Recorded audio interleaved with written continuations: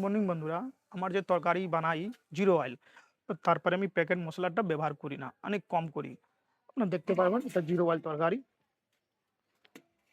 আর এখন আমাদের অনেক কৃষকটা ব্যবহার করছে একটা কেমিক্যাল আছে, প্যারাকুয়াইড ডাইক্লোক্লোরাইড। ওটা অনেক হার্মফুল।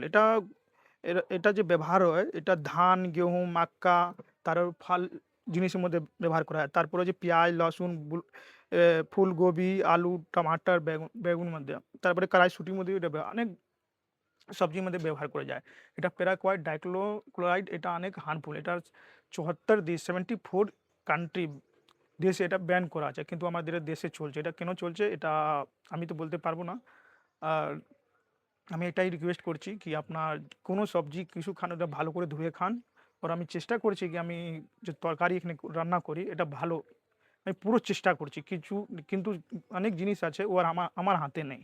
তো আমি রিকোয়েস্ট করছি আমাকে একটু আপনার এই ভিডিওটা শেয়ার করুন, তাকি আমি আর ভালো ভালো আপনাকে ইনফরমেশন দিতে পারবো।